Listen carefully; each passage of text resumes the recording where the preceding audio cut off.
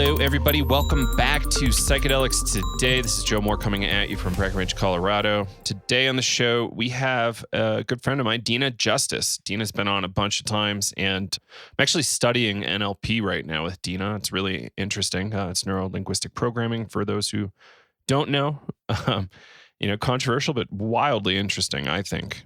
And I'd advise more people to check it out. Anyway, in this episode, we talk a lot about anxiety, fear of missing out, and joy of missing out, stuff like that. Not a typical podcast for us, but it will have practical tips that will hopefully make your day-to-day easier and better. I hope that's the case for you. Yeah. So wait around till the end. I think we got a special gift in the outro, so check that out. Worth also noting is that we have launched our new dates for navigating psychedelics for clinicians and therapists starting in January. So check that out. Loads of testimonials you can check out from past students there. And if you want to communicate with some past students, you can come over to our Facebook group. On Facebook, you can just search for Psychedelics Today group and find it there. We've also got a great community of past students in our Slack group. So all of our students can just be in touch real time from all over the globe. It's really, really awesome. And yeah, so we've had students from just about every country you might imagine is doing active psychedelic research, and some you might not know are. So, everything from like Israel to Australia, from South Africa to Norway or Sweden.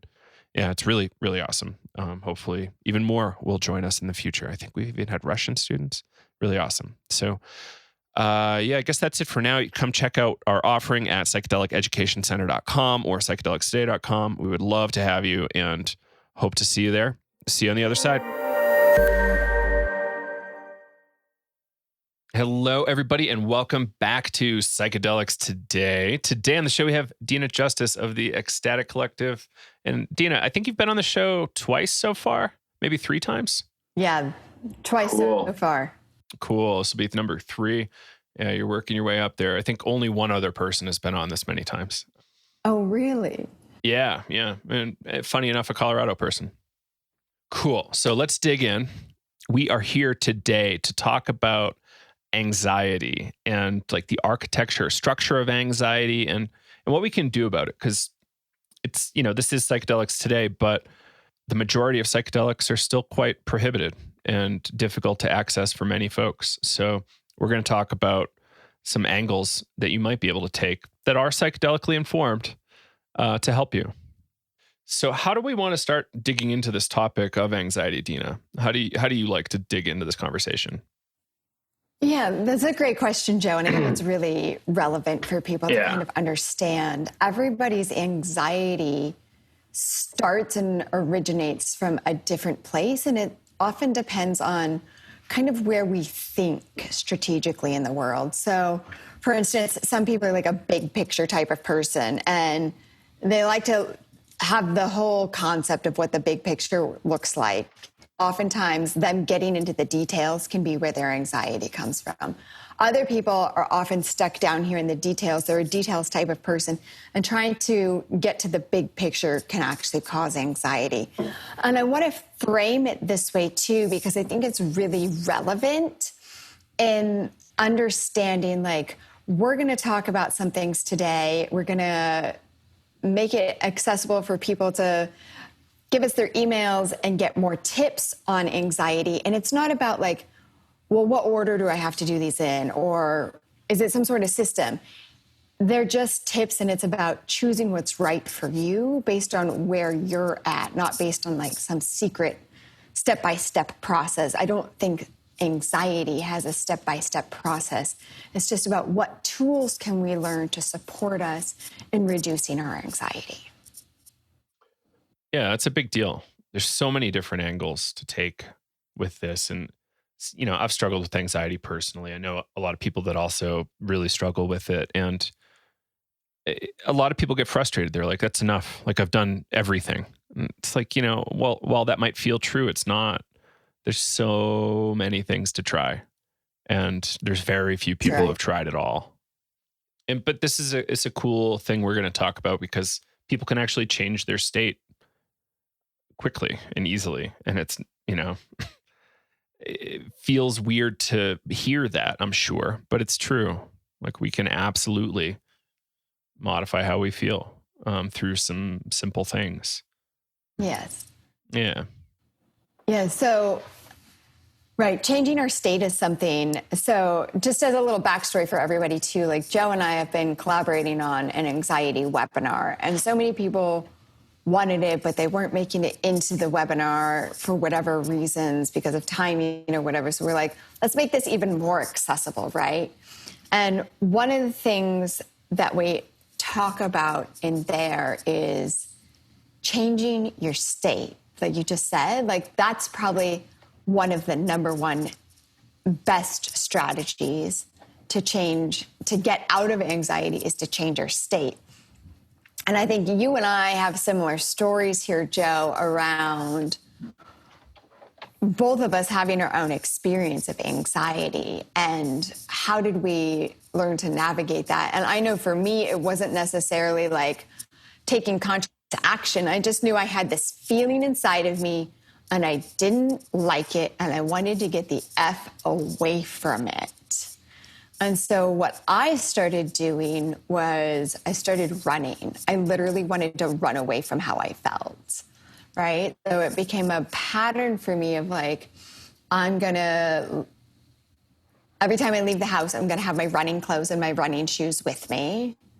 And anytime that feeling comes up in me, that anxious feeling, I put on my running shoes.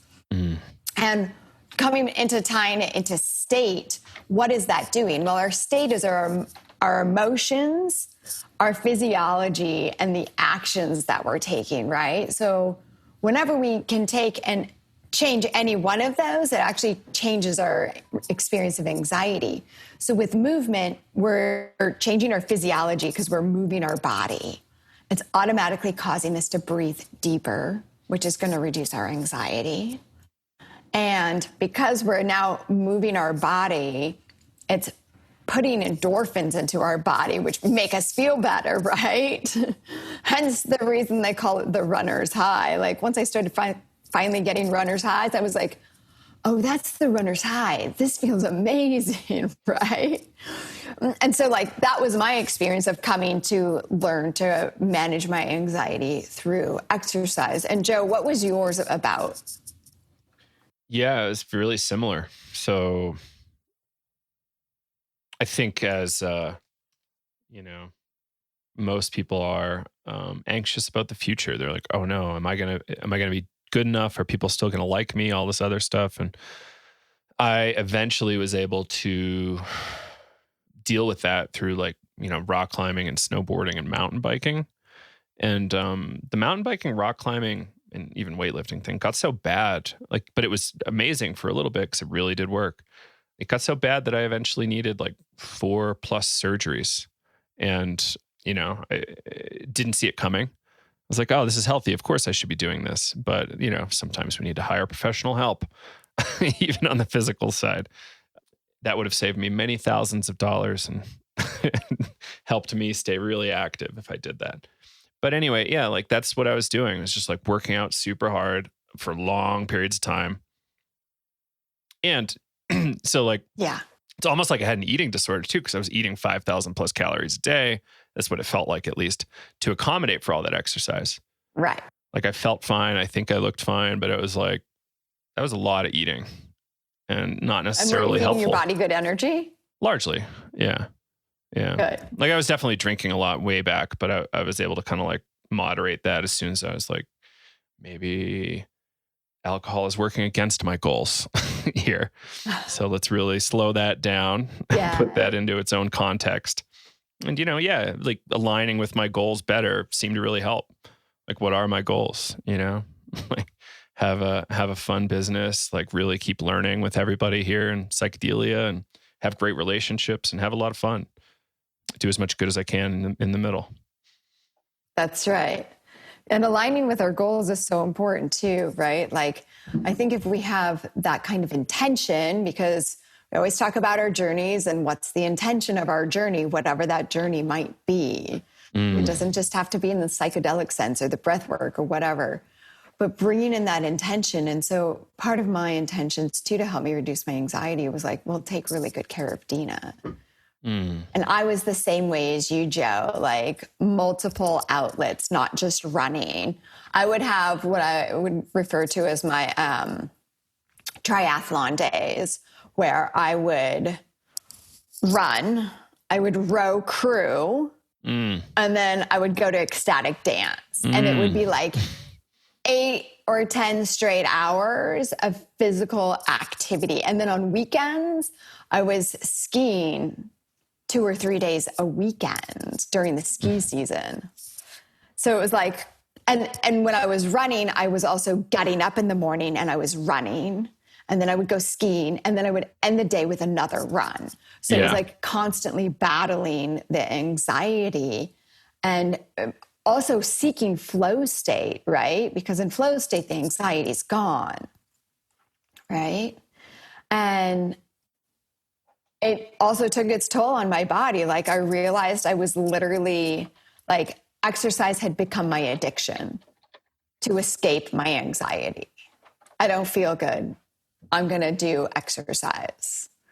And then it was a process of like slowing down and going, well, what actually is this emotion that I'm feeling? Oh, it's anxiety. All right, let's learn some new ways to navigate anxiety, right? You had that experience, didn't you? It's really interesting. Yeah. Now I'm like way slower paced and it's kind of okay. Yeah. Well, it's especially okay on account of COVID, but I don't know. Like say, for example, there was hundreds of concerts to go to and powder days every day. Like how would I feel? Hard saying, but as of right now in COVID, I'm doing pretty good. Good. Yeah. It's been really interesting too. Like the learning to slow down was actually key. Like I kept trying to speed up to get away from how I felt, but in slowing down, that actually made my anxiety really, really reduce. And like living where I live now in the rural part of the San Francisco Bay Area in wine country, like to do things often takes me an hour drive, right? So it became a really, and this is another one of the points I want to connect into about a strategy for anxiety. I have to be a hell fucking yes to do something if it's going to take me an hour drive, right? So that's one of the strategies too. I think, and Joe, this is one of the main things we were talking about in the webinar is FOMO, right? The fear of missing out. We say yes to so many things because there's so much to do. There's so much coming at us constantly. And it's like, well, how do we filter that all out?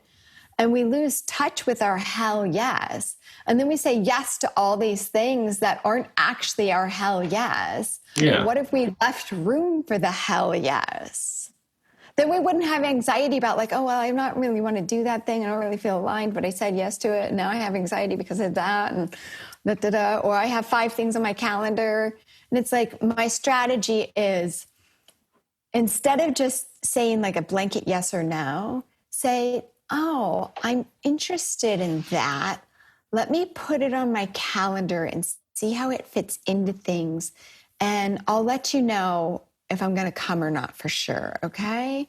Something like that, like giving ourselves space to make a decision. Like if you're not a hell yes, the instant something comes up, or even if you are a hell yes, still say, I'm a tentative yes. And let me see how it fits in, because it's really about giving yourself the space to be aligned with your decision, not like obligation or what am I supposed to do or who's going to be disappointed in me, but what are you really wanting to do, right? So hell yes, I think is a really good one. So kind of to work that in the reverse is you're a blanket no until you find your true yes, right? Anything that's not a hell yes is an automatic no. There's no maybes. It's a no until something changes, right? And so that's actually a strategy I teach people in I Take Back My Time program, is all these different ways we can start to find our hell yes, right? So somebody says, hey, I got this event 3 months from now. And you say, oh, that sounds really great. And I'm really interested, but 3 months is a long time out for me. So let me put it on my calendar and I'll even add a reminder to check in with you a couple of weeks ahead of time. Right? So now I'm starting to manage my future because anxiety is fear of the future. So we're learning strategies to manage how we deal with the future. There's this Warren Buffett line I really like about how we have so many goals in our life. We have so many things we think we want to do. And are those things really things that are going to make you feel satisfied and comfortable and, accomplished and whatnot? So he had his, personal pilot make a list of the 25 top career goals that he had and said, okay, great, perfect. You got that list of 25. Now cut that down to 5. And paring back really helps us have more depth in the things that we love. Say, for example, someone wants to learn to DJ, play guitar, play drums, all this other stuff. Perhaps just start with one and get really good at that one thing. And then if you're still curious 5 years later, great, jump right in. But let's start with things that have immediate reward and have a few less goals. I know that's hard to hear though, right? Because we're coming through this Gen X, that worshipped anxiety and stress in a lot of ways. Exactly. And millennials are not feeling that anymore. And I think that's becoming culturally bigger as they age. Mm-hmm. Yeah. I don't know if we've talked about that part at all, but I just realized that generationally, that's a really interesting thing. A lot of it, or worshiping your anxiety and stress, like the Gen Xers and the corporate world do, versus exactly. You know what? No, I'm not going to work with that person if I'm not in alignment with them, which, to a lot of those people feels bratty, the older folks, but why would I want to work for somebody that's working against my goals? Exactly. Yeah, this actually makes me think of another concept, right? You said about the millennials, worshiping their anxiety, right? Gen X more. Yeah. I feel like that's a really great way of framing it too, right? We're so driven by that feeling inside of us, and more children are even experiencing anxiety. And, my partner, there's 3 kids involved. And I'm constantly working with them because they all have certain levels of anxiety. And I'm teaching them the best thing you can do is learn to be uncomfortable. Be okay with being uncomfortable. And when we can just sit with that and move through it instead of escape it, right? The only way out is through. So we can just be with it. And then it's okay, we can have a really hard conversation if that's what's necessary, but be willing to sit there and be okay in the discomfort of the conversation. Another really great anxiety reducing tip. How many people out there feel like they've got rugs with shit piled under and closets full of things that they don't want to deal with inside of them because it's all these different things that are causing us anxiety. When really what we need to do is oh, what's that thing? Let me clean out these things that don't actually work for me, that aren't aligned for me. Be comfortable dealing with the discomfort of cleaning house in there to move it out so I can free myself up for, what am I a true hell yes to? Because when I'm a true hell yes, where's the fear of the future exist? Mm-hmm. Right. It's all a construct, a fake thing that we treat as very real. I got the chance to study some Zen recently with my teacher, Lenny, and this idea that I look over at that forest right there and I don't see any anxiety. I just see being. And there's something there that could be really helpful for folks, I think. Yeah. Perhaps that's too abstract, but. Well, but I like that, right? I like that the tree brings in, for me, a focal point, right? So that's something else, another thing we can look at with anxiety. It's an energy. It's a frequency. What's the frequency you want to be in? Changing our state changes our frequency, right? So that tree, like, what's the frequency of the tree? There's something there, right? To get really far out for a moment, I was reading something by some druids, and they're like, the same way that like all these people have different symbols that tie to constellations, our trees tie to like different constellations. So the oak in this region will tie to like Sirius or something. It's like, that's really freaking interesting. but you're right. Like there is a certain frequency to all things, and how can we get more in alignment? Like I think that's why we see some of us hippies hugging trees at times, or getting really close to trees. Yeah, hugging trees, getting close to trees. Another really great way to like talking about kind of playful things is just tapping into the inner child inside of us, like giving ourselves permission to play. Like go to the playground, ignore the sign that says this play space is designated for 12-year-olds and under. Like, F that, your tax dollars paid for that playground. Go play on that playground. Like put your body through the motions, especially if you can find playgrounds that have really well-designed playground equipment that encourage your body to move instead of you moving through the play structure. My favorite is Compan. They make incredible playgrounds. You can actually kind of do Google searches and find parks with them. Compan? Compan, Kompan. Got it. I know this because of my former life in Parks and Recreation. Their playground equipment is my favorite because your body is the thing in motion, right? In the thing. It's like getting you to use your body to make things turn or whatever it might be. And it's really fun. But going into that and moving your body in that way, there you go. You're changing your state. Playing on the playground's fun, whether you're going down the slide, swinging on a swing, traversing a jungle gym, whatever it is, right? And so you tap into a different frequency. I want to tie this into like people out there with children.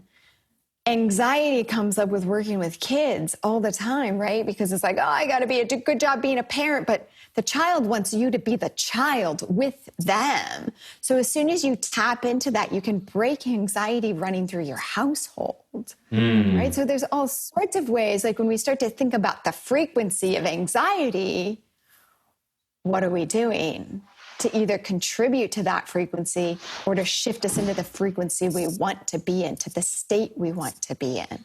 Like happiness isn't a destination, it's a choice. I choose happiness. Right? 8 years ago, when my long-term relationship at the time ended and all this anxiety came up for me and I started running, anxiety had always been running my show in the background, but this is when it got amplified. I started waking up every day and I'd feel good. And then I'd have these thoughts about the situation I was in and like separating my life from this other life, and the anxiety would come over me. And then I'd also feel that energy going down. And I'm like, I don't want to go there. Like, I'm going to choose to be happy because that's a choice. And people would see me and I'd be like bubbly and vivacious. And it also helped because I was running a lot. And people would be like, considering what else is happening in your world, like, you're doing pretty good. I'm like, I'm choosing to be happy, right? So choosing the frequency. Are you choosing anxiety or are you consciously choosing something else? Yeah. I'm reminded of another story where somebody said, oh, you want to try like a really interesting psychedelic experience? Try to have tea with a couple 6-year-olds and see what happens there. Like really twist your mind around, and like it's attuning to their frequency through play. And like, you know, how weird does getting concerned about, oh, am I going to get laid off in 2 months or whatever? Like it becomes absurd at a certain point. Exactly. Yeah. Yeah. The future is not now. Exactly. And the beautiful thing about play also, when we allow ourselves into play, play is a flow state. Again, there's no room for anxiety when we're in flow state. So tapping into play taps us into like our pure presence in the moment. When you're present in the moment, where's the fear of the future? Mm-hmm. Yeah, it's no longer present at all. It doesn't really present in your mind. Like, I believe that's why we like a lot of these sports. Like skiing for me, it's like, you've read Stealing Fire, right? Yeah. This idea of flow state hacking. It's like, it's this balance between skill and fear. Not really fear. It might not be the right word, but challenge. Yeah. Challenge. Like pushing your edge to the edge of your skill level is just that thing that can make everything just one of many things that can make things just melt away. Exactly. Yeah. It's just me and my body in the mountain, plus all the obstacles. And you're just trying to make it work and have fun while you're doing it. Yeah. You don't need to always scare yourself to death. You can play with that once in a while, maybe. But yeah. Exactly. So look at all these non-ordinary states of consciousness and how they tie in here, right? Meditation, breath work, exercise, early childhood, because that's pure receptivity, right? Psychedelics, every single orgasm, did I say that already? Every single one of these things is putting us in flow state. It's bringing us to the present moment where anxiety cannot exist because we're in the present, right? Anxiety is fear of the future. Depression is being caught up on the past, being whatever loops we're playing on the past, right? But when we're in the present, all of that goes away. Yeah. And we can really just, if we find the right things or right tools that work for us, like just pick and choose how we want to feel almost. Like we don't necessarily need drugs to fine tune this. Though that's right. Coffee's quite helpful, but you don't always need. But coffee can cause anxiety too. Totally. Feelings of doom, apparently. Like I was seeing this in research recently. It's like amplifying literal feelings of doom was the survey. I was like, oh, maybe I should only have one pot of coffee instead of two. That could help. Oh, just one pot, right? And that's still half. You get really habituated to it, so it like doesn't work as well at a certain point. But say I took 2 months off, I'd probably be down to a cup. Yeah. But man, I love my morning coffee too. Yeah, quite the addiction to consider leaving. But there's so much joy and, pleasure there. It is like another like single point of focus. Like, oh, this is delicious. Oh, this makes my whole body feel good.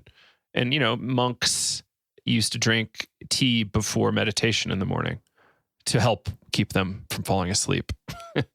So there's a functional aspect to the tool as well. There's a totally functional aspect to the tool.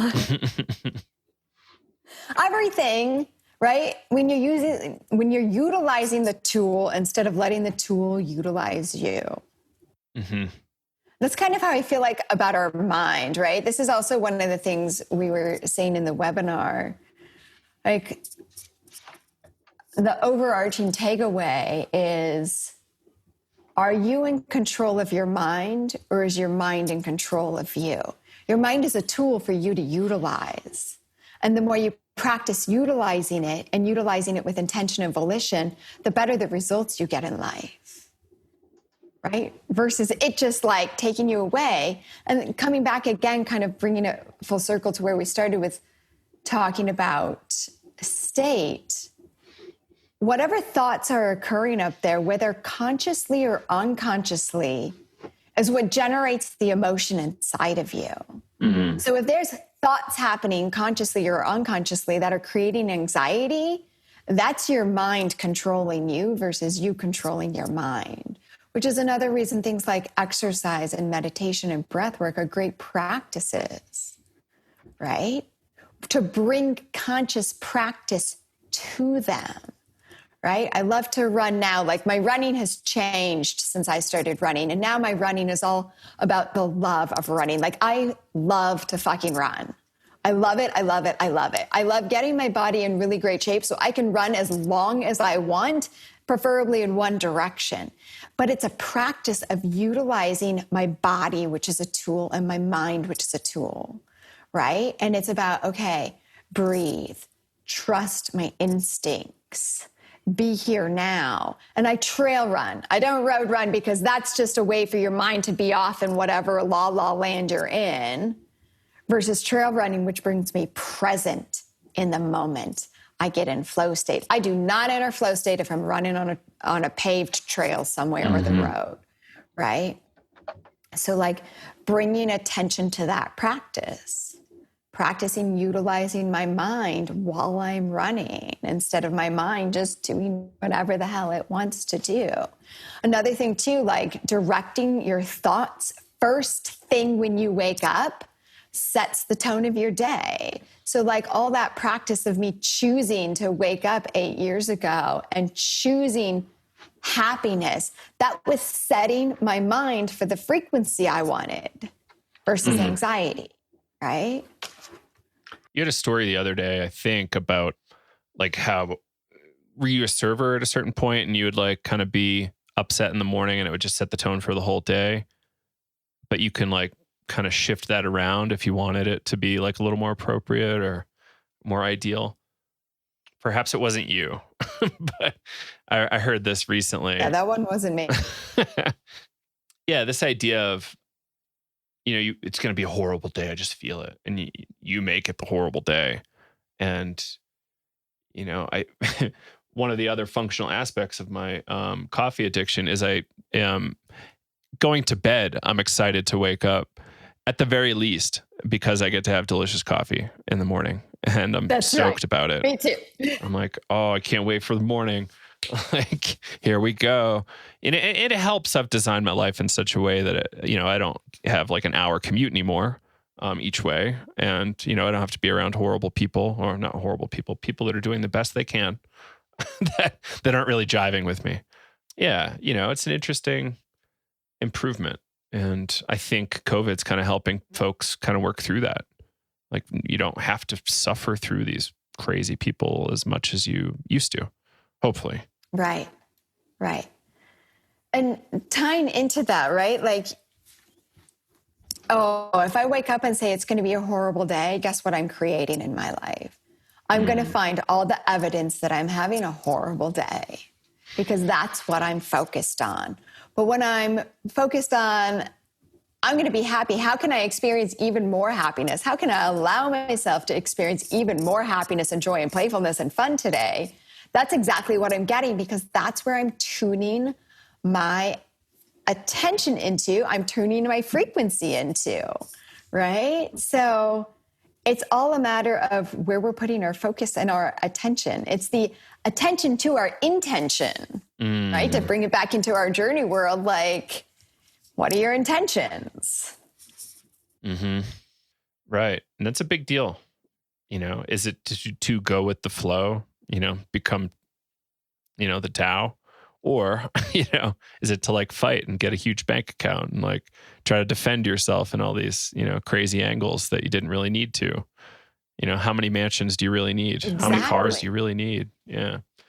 So it's like, boiling it down to just your few goals. Like, I love your kind of triad of like, career, a partner, and I actually even forget the third now. Oh, and yeah, it's partner, home, and career. Partner, home, career. Yeah. Yeah. Those are my three most important things. Everything else comes from that, right?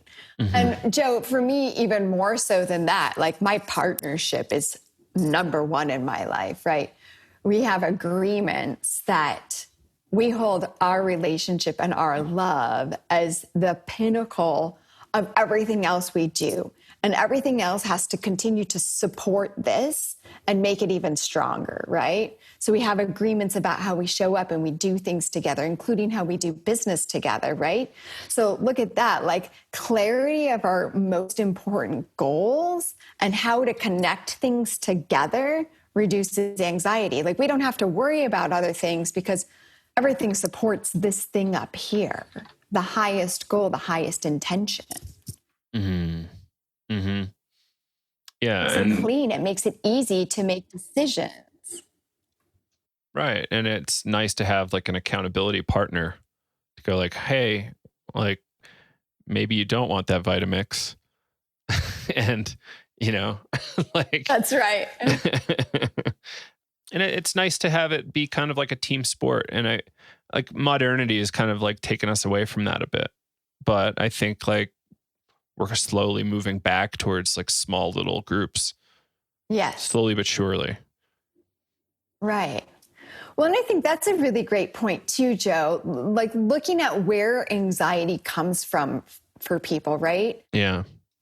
We used to be in villages. Mm-hmm. And you had your genius, and I had my genius, and Jack and Jill and Susie and Mo and Shirley all had their geniuses. And when I needed your genius, I came to you.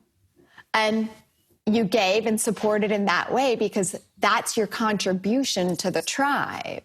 And when you needed what I have to offer, you came to me and I gave that because that's my contribution to the tribe, right? And moving away from that, we live in silos in our Western society. And it's like, society's view is you have to be over there doing everything on your own, and shame on you if you ask for help. So now I have to do everything, and I have to be everything to everyone. Well, that's impossible, right? Let's be realistic. Who do I want to be everything to? Well, number one, me. I am my one life partner. I will always be with me. So this comes first, right? If I'm putting this first, then everything else gets to flow from that. And when I start learning how to ask for and truly receive help, now I'm reducing my anxieties too, because I don't have to do that thing.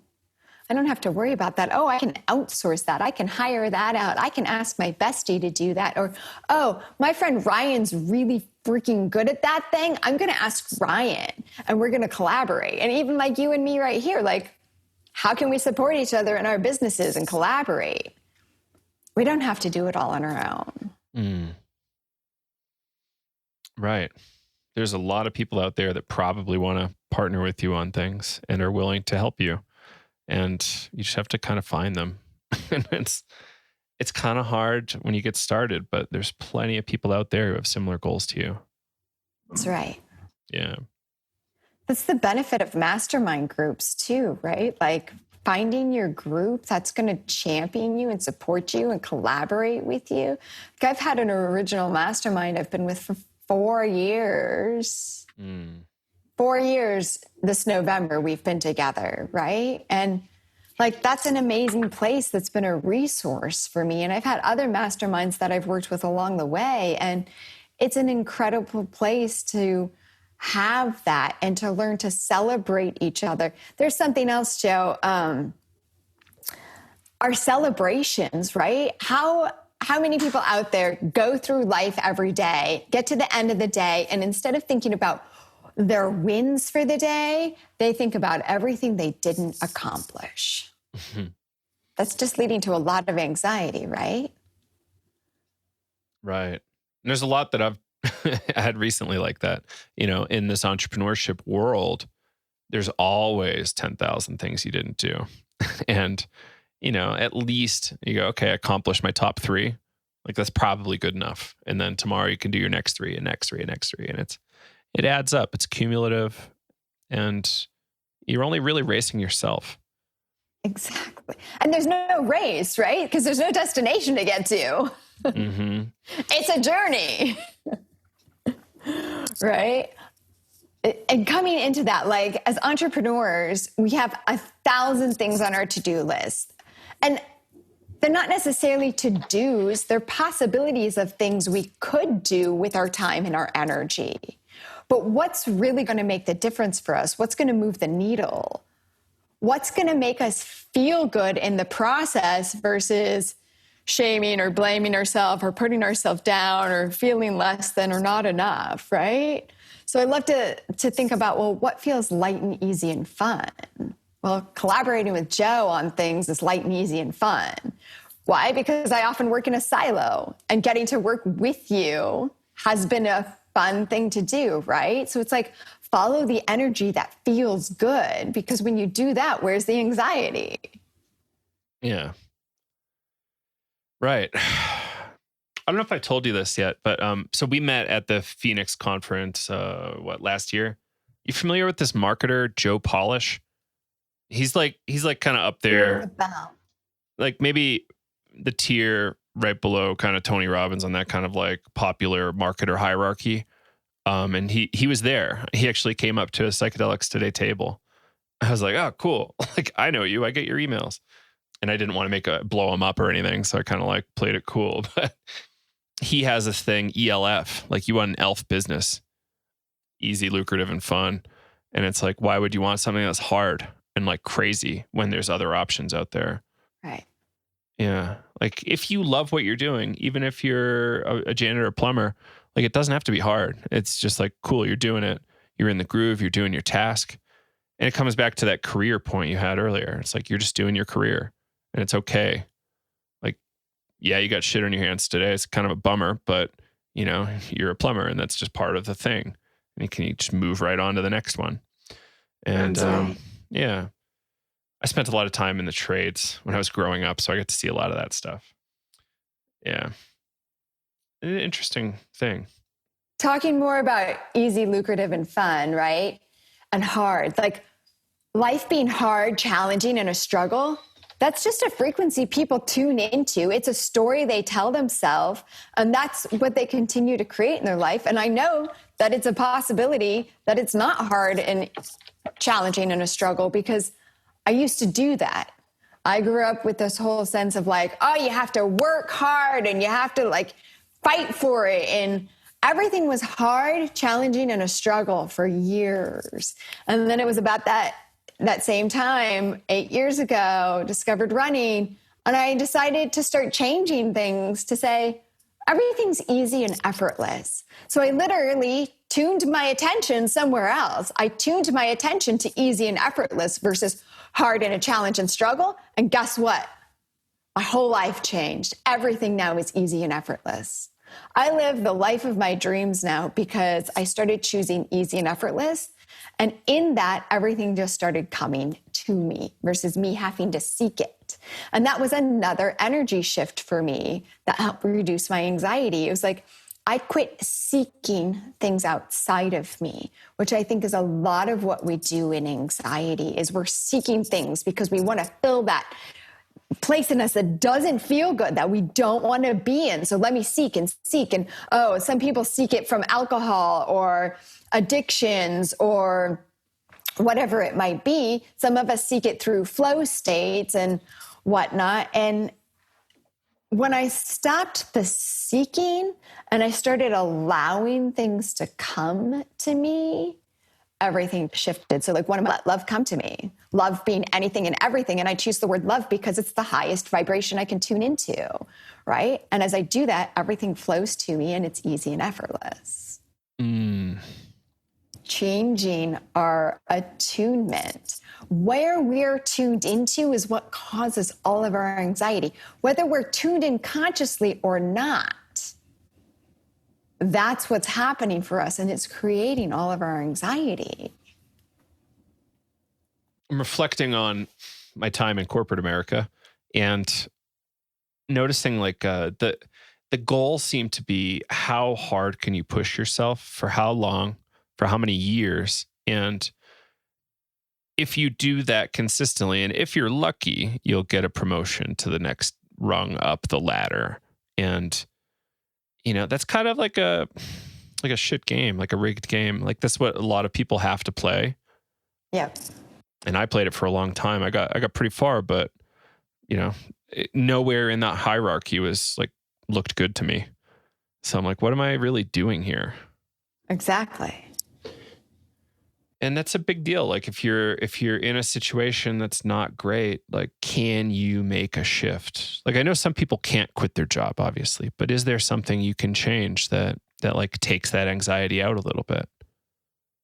Like maybe you're happy being a good delivery man or whatever it is. You know, I'm okay hitting my targets. I'm making customers happy. I don't need to climb. Maybe it's that striving that's part of the issue. Striving for something that isn't really the thing that's going to make you happy. Exactly. Well, and And that's, again, our society construct, right? Like you have to climb a ladder and something's at the next level, but then a lot of times people get there and they experience more anxiety and less happiness, right? Right. So another way to look at this is like people will often move, significant life changes move, only to realize that they still have all of their problems. They still have all their anxiety because it's not ever the place. It's us. It's our frequency. It's our energy. What are we creating in that space, right? So thinking about, well, if life is hard and challenging and a struggle, what are you not happy with? Like identify what are the frequencies in your life that don't feel good and stop. Stop those things. You're not a hell yes to them. If they don't feel light and easy and fun, why are you doing it, right? Like, and I know there's some things that we have to do, but there's also infinite possibilities of like, well, if that's not something I really want to do, how can I just not do that thing, right? I even tell this to people in corporate jobs. If they've got a part of their job that they really don't love, like hire a VA to do that thing. If you can outsource it to somebody else, is it worth it to pay them a little bit of your salary to not have to do that thing that drags you down and then frees you up energetically to do that thing that would take you to the next level? Right? Right. Yeah. I think there's a lot of room for stuff like that. I know that there's a whole growing movement to kind of like hire folks to handle stuff that you don't really want to do. And it can just make your life that much better. And it shares some of that energy, that money with people that might need it. And opens you up to do more fun stuff. Like, oh, look, I have 4 more hours a day that I can play guitar or do yoga or whatever it is that you love. That's right. Exactly. And when we start to trust that flow, and it's literally learning to trust the flow and the process and the energy and the frequency that you're creating in your life and yourself. But when we trust that flow, all sorts of new possibilities start to arise in us.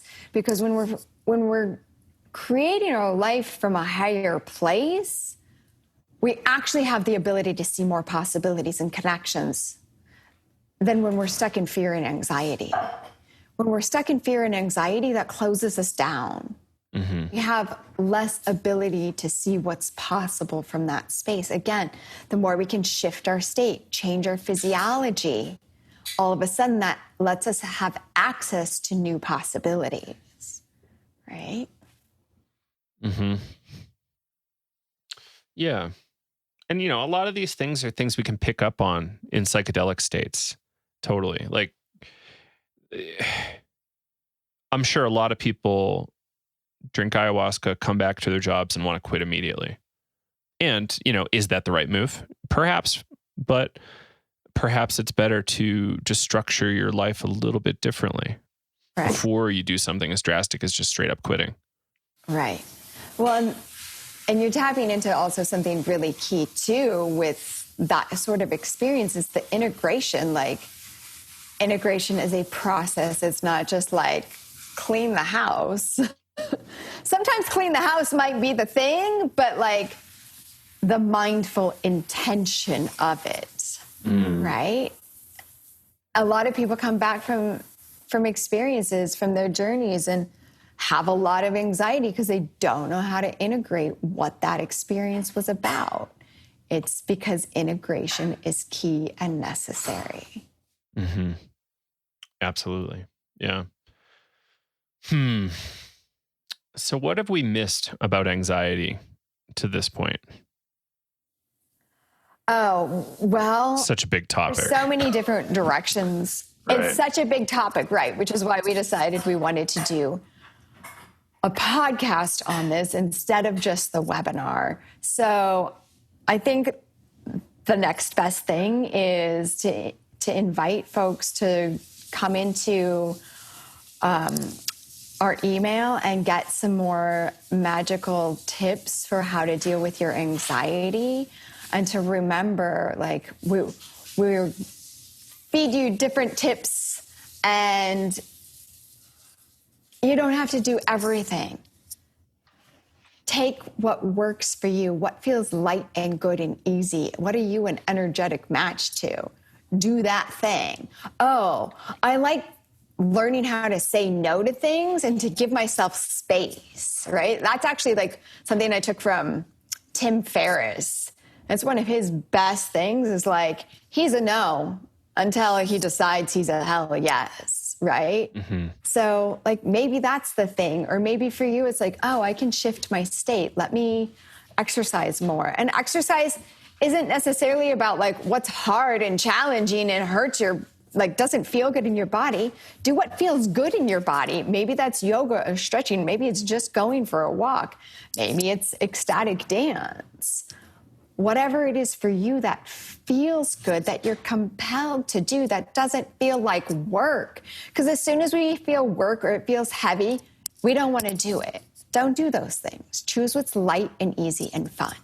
That's going to continue to help you shift out of that frequency. So, yeah, there was a lot there. The URL, I think, is next. Yeah, sure. Where are we at with that? Yeah. So you can opt in here to get more tips on anxiety. We'll have some really good stuff about, in the first tip, moving out of the fear of missing out into JOMO, the joy of missing out. And you have your own story about JOMO there, huh? Right. I DJ under the name JOMO.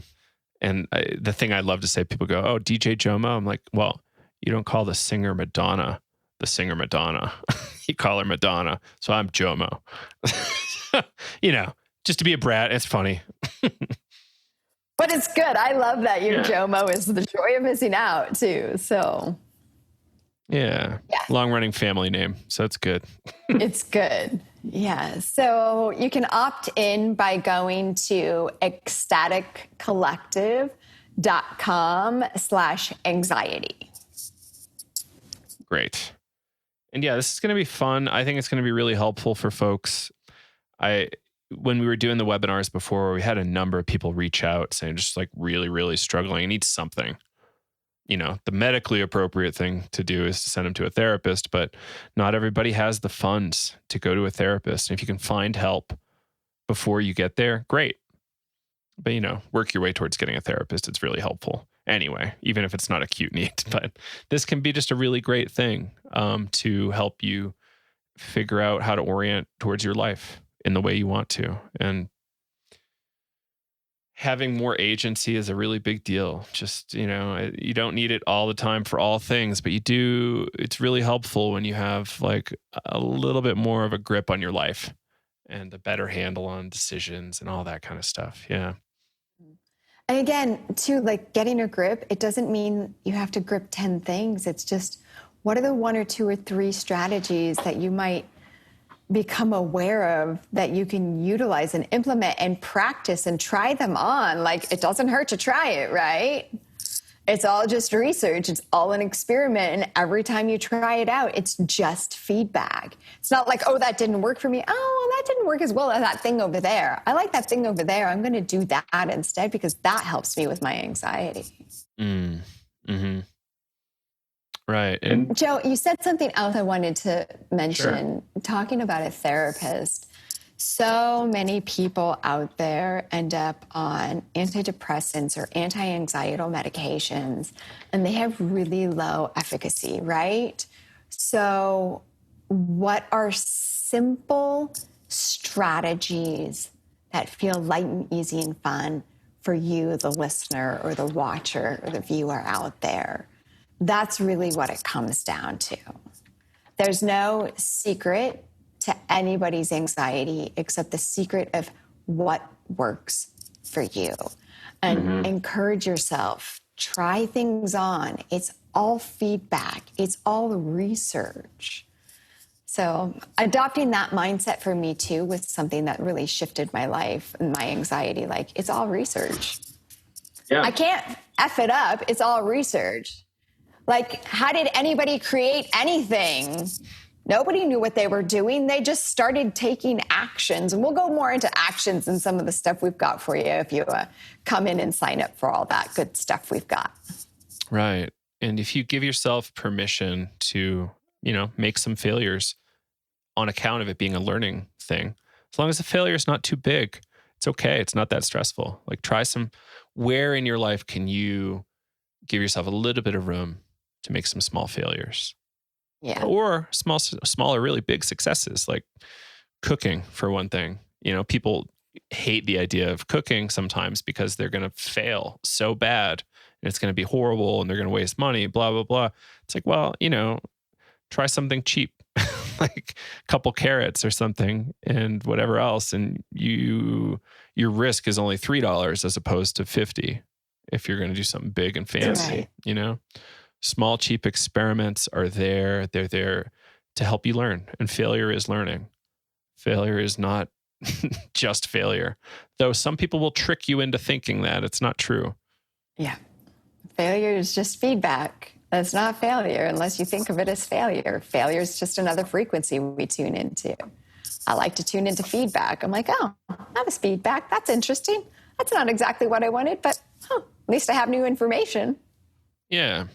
Yeah, and there's so much around this and so much skill that we have yet to develop as a species. And it's out there and we can keep evolving. It's kind of why I'm hopeful is that people learn. People are largely extraordinary and you can learn from them and you can get support from the most surprising of places at times. So that's right. Yeah. I'm excited about this. And I promise that this is relevant to psychedelic stuff. It's going to help you and it's going to help you in your pursuit of psychedelic, whatever it is you're doing. That's like right. It would be great for people to have this kind of information going into breath work, yoga, whatever. This is just stuff people should know. And you can get it at that URL. What is it? ecstaticcollective.com/anxiety. That's correct. Yeah. So take that one action now. And tying it into non-ordinary states of consciousness and psychedelics, it's tools, right? Everything you can learn is a tool to go in your toolkit for when you're in that expanded state of awareness. They're just more tools for you to learn to access. Again, it's tools. Are we learning how to utilize the tools or are the tools using us? Big questions. Yes. It's all relevant. This book by Douglas Rushkoff a while back came out, really blew my mind. It's like program or be programmed. Like understand that a lot of these things, like smartphones or whatever else, they're like designed to do really specific things. And, people are finding out about this through, unfortunately, in 2020, around like this documentary, what is it, Social Dilemma? But it's like these things have been around and designed this way for decades. And we're just catching up. So, it's how do we reclaim and understand all these machines and tools and games that are getting played around us so we can make better decisions and have happier lives. Yeah. Yeah. Yeah. Utilize that device as a tool that it is. Mm-hmm. I like to even come into this whole idea like email is a tool for efficiency, not necessarily effectiveness. What's effective? Real communication, right? Like, I think a lot of anxiety comes from the lack of true communication these days because everything's the digital world. Like, we talk about this in the course I teach, Joe, right? Like, 7% of what our communication is the actual words we say to each other. 55% is our physiology and 38% is our tonality. That means we're losing 93% of our communication when we put it in an email or a text message or on social media if it's not a video, right? If we're just using the words, 7% of our communication is, maybe 7% of our communication is getting through. So this is where a lot of our modern frustration comes from, right? Like, oh, what did he mean by that? Why did he not use a period? Or why were there 3? It's like, good Lord. And I've been using Marco Polo. I think I heard you mention that you've been using that. It's a really nice tool. Great. Yeah, I utilize it with my clients. Like, don't text me. Like, give me a video so I can see you and hear you because now I'm getting all the information, right? Yeah. We're getting more communication this way. So I think our communication means definitely leave a lot of people filling in the blanks where we shouldn't have to fill in the blanks if we just truly communicated. And that filling in the blanks is anxiety producing. Yeah. And even signal with the voice thing is really great. Like it's been a game changer for me. I also have a lot of hand injuries, so not having to type all the time is really great. Yeah. And becoming more intelligent about communication is a big deal. And a lot of this stuff is about communication. I think Marshall McLuhan had the line, like, the medium is the message or something along those lines. And, there's a lot that happens when it's on a printed page, a text message, a fax, what is being said between the lines or like on the page or on the medium of the thing that you're not even aware of. And there's a lot there. There's a lot. Yeah.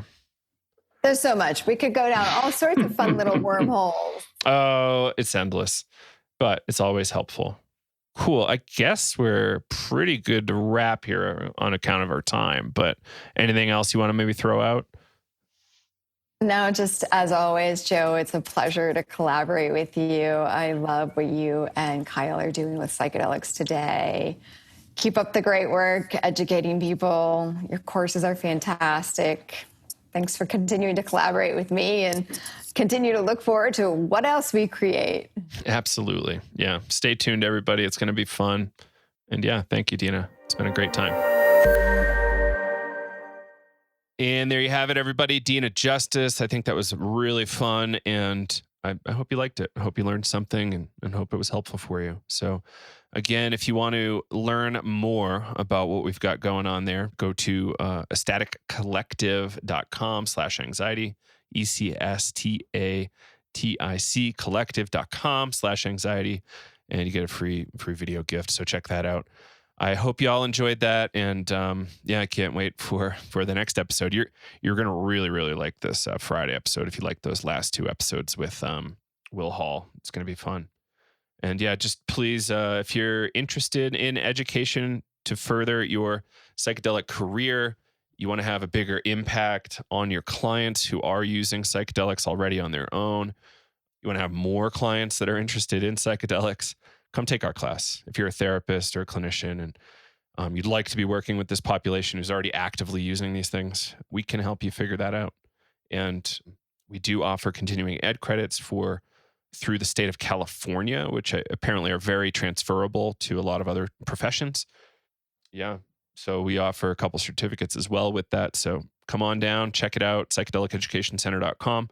And we will see you on Friday's episode with, I'm not going to tell you who it is, but it's in response to the Will Hall episode. So if you want to prep, maybe listen to those again.